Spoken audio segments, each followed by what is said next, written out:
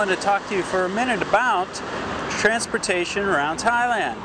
You know, most of the time I'm talking about Category 1 budgets. And Category 1 budgets, you know, there's a big need for getting around inexpensively. So I talk about buses and trains and stuff like that. But you know, if you actually have a budget of Category 2 or 3, you might not want to take a bus or a train. You actually might want to fly. And the cool thing about it is, it's cheap to fly around here. When I first started coming over here, I actually bought a one-way ticket, or actually a round-trip ticket was actually cheaper. So I bought a round-trip ticket and threw away the back end, the back half of the ticket, because once I got over here, it was cheaper to fly from here.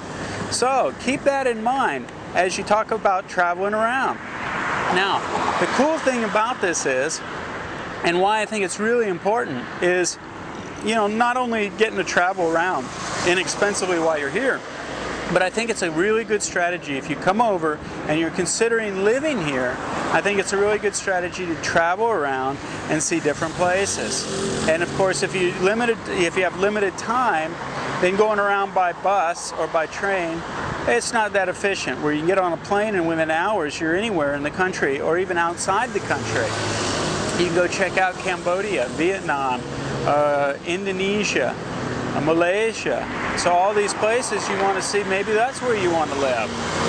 So the flights are really inexpensive. Check this out. I want to let you know, here, check these flights out. The cost from Chiang Mai to Bangkok is $50. So for $50 you can fly. It takes like an hour. No time at all. Phuket to Chiang Mai, around $50. Chiang Mai to Bangkok to Phuket. Bangkok to Phuket, you want to fly down to Phuket, it's $70 from Bangkok. Now check these out, the international flights. If you wanted to go from Bangkok to Osaka, Japan, it's $175.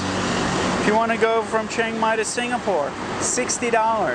Now some of these things, what you need to do is you need to sign up, say like with AirAsia, and get on their mailing list. What they'll do is actually it's an email list, and they'll email you with the specials. Now sometimes you need to buy these things almost a year out. But I have a friend of mine that bought a ticket to Cambodia, and it was like 6 months out, 8 months out. And he paid $20 for a round trip. There's some fantastic bargains. So this is something you really need to keep in mind if you're going to live over here. You know, because some people prefer the mountains, some people prefer the beaches, some people prefer different areas of the country to live in. I just happen to talk a lot about Chiang Mai because I spend a lot of time up here, and it's fairly inexpensive, and it feels more like home to me. But some people prefer to be around the beach or a big city. So being in Bangkok or being around Koh Samui, not so much Koh Samui anymore, but Koh Chang, Koh Samet, these kind of places are really great places to hang out and live. So it's something really to keep in mind when you're talking about, you know, where to live. Now, can you travel around by bus and train to these places? Absolutely. But if people have enough money to spend, they're not looking at, you know, at the cost necessarily. They got a Category 2, Category 3 budget. They just want to get there quick. So as you can see, plane flight is really inexpensive and something to keep in mind and consider. Hope that's been helpful. Remember, there's always an option.